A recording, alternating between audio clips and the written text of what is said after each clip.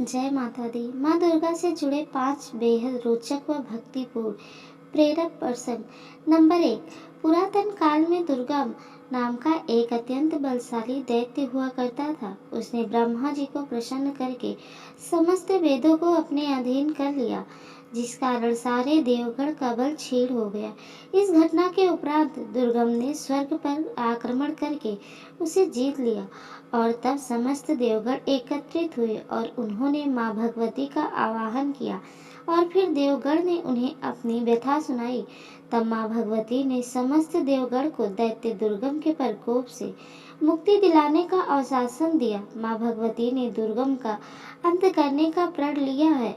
यह बात जब दुर्गम को पता चली तब उसने स्वर्गलोक पर पुनः आक्रमण कर दिया और तब माँ भगवती ने दैत्य दुर्गम की सेना का संहार किया और अंत में दुर्गम को भी मृत्यु लोक पहुंचा दिया।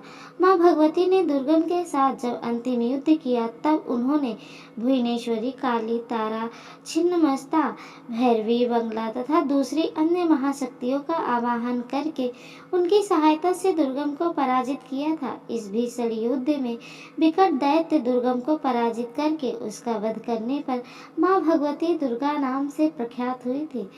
प्रसंग नंबर 2। माँ दुर्गा ने जब नष्ट किया देवगढ़ का अभिमान, देवताओं और राक्षसों के बीच एक बार अत्यंत भीषण युद्ध हुआ। रक्त से सराबोर इस लड़ाई में अंततः देवगढ़ विजयी हुए। जीत के मदद में देवगढ़ अभिमान और घमंड से भर गए तथा स्वयं को सर्वोत्तम मानने लगे। देवताओं के इस मिथ्या अभिमान को नष्ट करने हेतु माँ दुर्गा ने तेजपुंज का रूप धारण किया और फिर देवताओं के समक्ष प्रकट हुए। तेजपुंज विराट स्वरूप देखकर समस्त देवगण भयभीत हो उठे और तब सभी देवताओं के राजा इंद्र ने वरुण देव को तेजपुंज का रहस्य जानने के लिए आगे भेजा। तेजपुंज के सामने जाकर वरुण देव अपनी शक्तियों का बखान करने लगे और तेजपुंज से उसका परिचय मांगने लगे। तब तेजपुंज ने वरुण देव के सामने एक अदना सा छोटा सा तिनका रखा और उन्हें कहा कि तुम वास्तव में इतने बलशाली हो जितना तुम खुद का बखान कर रहे हो, तो इस तिनके को उड़ाकर दिखाओ। वरुण देव ने एड़ी चोटी का बल लगा दिया पर उनसे वह तिनका रत्ती भर भी नहीं हिल पाया और उनका घमंड चूर चूर हो गया। अंत में वह वापस लौटे और उन्होंने वह वास्तविकता इंद्रदेव से कही। इंद्रदेव ने फिर अग्निदेव को भेजा। तेजपुंज ने अग्निदेव से कहा कि अपने बल और पराक्रम से इस तिनके को भस्म करके बताइए। अग्निदेव ने भी इस कार्य को पार लगाने में अपनी समस्त शक्तियां झोंक दी पर कुछ भी नहीं कर पाए। अंत में वह भी सिर झुकाए इंद्रदेव के पास लौट गए। इस तरह एक एक करके समस्त देवता तेजपुंज की चुनौती से परास्त हुए। तब अंत में देवराज इंद्र खुद मैदान में आए पर उन्हें भी सफलता प्राप्त न हुई। अंत में समस्त देवगण ने तेजपुंज से हार मानकर वहां उनकी आराधना करना शुरू कर दिया। तब तेजपुंज रूप में आई माँ दुर्गा ने अपना वास्तविक रूप दिखाया और देवताओं को यह ज्ञान दिया कि माँ शक्ति के आशीष से आप सबने दानवों को परास्त किया है। तब देवताओं ने भी अपनी गलती के लिए क्षमा मांगी और अपना मिथ्या अभिमान त्याग दिया। प्रसंग नंबर 3। माँ दुर्गा का वाहन शेर क्यों है? एक धार्मिक पौराणिक कथा के अनुसार माँ पार्वती ने भगवान शिव को पाने के लिए कठोर तपस्या की थी। हजारों वर्षों तक चली इस कठोर तपस्या के फलस्वरूप माँ पार्वती ने शिव को तो पा लिया पर तप के प्रभाव से वह खुद सांवली पड़ गई। विनोद में एक दिन शिव जी ने माँ पार्वती को काली कह दिया। यह बात माँ पार्वती को इतनी बुरी लग गई कि उन्होंने कैलाश त्याग दिया और वनगमन किया। वन में जाकर उन्होंने घोर तपस्या की। उनकी इस कठिन तपस्या के दौरान वहां एक भूखा शेर उनका भक्षण करने के इरादे से आ चढ़ा, लेकिन तपस्या में लीन माँ पार्वती को देखकर वह शेर चमत्कारिक रूप से वहीं रुक गया और माँ पार्वती के सामने बैठ गया और उन्हें निहारता रहा। माँ पार्वती ने तो हठ ले ली थी कि जब तक वह गौरी रूपवान नहीं हो जाएंगे तब तक तप करती रहेंगी। शेर भी भूखा प्यासा उनके सामने बरसों तक बैठा रहा। अंत में शिव जी प्रकट हुए और माँ पार्वती को गौरी होने का वरदान देकर अंतर ध्यान हो गए। इस प्रसंग के बाद पार्वती माँ गंगा स्नान करने गए। तब उनके अंदर से एक और देवी प्रकट हुई और माँ पार्वती गौरी बन गई और उनका नाम इसलिए गौरी पड़ा। और दूसरी देवी जिनका स्वरूप श्याम था उन्हें कौशिकी नाम से जाना गया। स्नान संपन्न करने के उपरांत जब माँ पार्वती गौरी वापस लौट रही थी तब उन्होंने देखा कि वहाँ एक शेर बैठा है जो उनकी ओर बड़े ध्यान से देखे जा रहा है। शेर एक मांसाहारी पशु होने के बावजूद उसने माँ पर हमला नहीं किया था। यह बात माँ पार्वती को आश्चर्यजनक लगी। फिर उन्हें अपनी दिव्य शक्ति से यह भास हुआ कि वह शेर तो तपस्या के दौरान भी उनके साथ वहीं पर बैठा था और तब माँ पार्वती ने उस शेर को आशीष देकर अपना वाहन बना लिया। प्रसंग नंबर 4।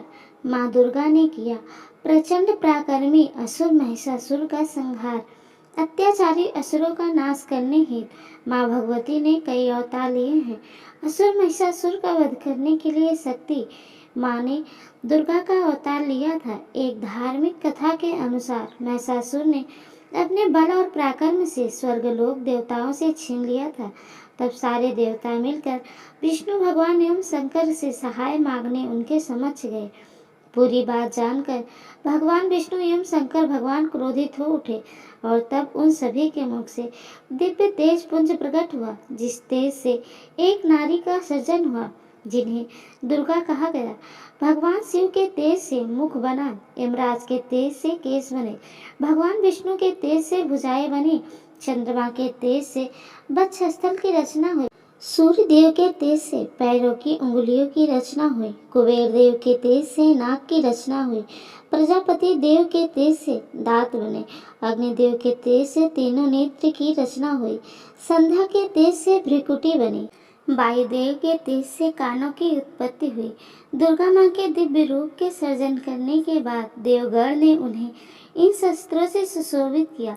भगवान विष्णु ने सुदर्शन चक्र दिया, भगवान शंकर ने त्रिशूल दिया, अग्निदेव ने अपनी प्रचंड शक्ति प्रदान की, वरुण देव ने शंख भेंट किया, इंद्रदेव ने वज्र और घंटा अर्पण किया, पवन देव ने धनुष बाढ़ दिए, यमराज ने कालदंड अर्पण किया, प्रजापति दक्ष ने स्फटिक माला अर्पण की, भगवान ब्रह्मा ने कमंडल दिया, सूर्यदेव ने असीम तेज प्रदान किया, सरोवर ने कभी न मुरझाने वाली कमल की माला प्रदान की, पर्वतराज हिमालय ने सवारी करने के लिए शक्तिशाली सिंह भेंट किया, कुबेर देव ने मधु से भरा एक दिव्य पात्र दिया, समुद्र देव ने माँ दुर्गा को एक उज्जवल हार, 2 दिव्य वस्त्र और एक दिव्य चूड़ामणि, 2 कुंडल, 2 कड़े, अर्धचंद्र, एक सुंदर हंसली एवं अंगुलियों में पहनने के लिए रत्न जड़ित अंगूठियां दी। शस्त्रों से सुसज्जित माँ दुर्गा ने असुर महिषासुर से भीषण युद्ध किया और उसे परास्त करके उसका वध कर दिया। उसके पश्चात दुर्गा माँ ने स्वर्गलोक पुनः देवताओं को सौंप दिया। बलशाली असुर महिषासुर का हरण करने के बाद दुर्गा महिषासुर मर्दनी नाम से प्रसिद्ध हुई। प्रसंग नंबर 5। रामायण से जुड़ी दुर्गा माँ की कथा।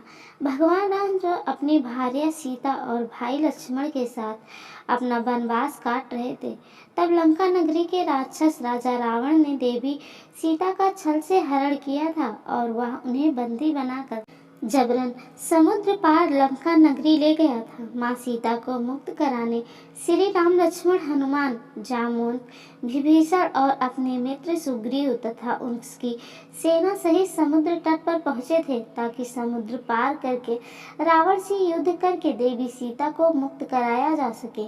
उस महान कल्याणकारी युद्ध पर जाने से पहले श्री राम ने समुद्र पर 9 दिन तक माँ दुर्गा की पूजा की थी और उनसे विजय प्राप्ति के लिए आशीष लेकर 10वें दिन युद्ध के लिए प्रस्थान किया था। दुर्गा माता के आशीर्वाद से श्री राम ने रावण को परास्त करके यमलोक भेज दिया और देवी सीता को लंका से बंधन मुक्त कराया। कहानी अच्छी लगी हो तो लाइक शेयर सब्सक्राइब करना ना भूलें।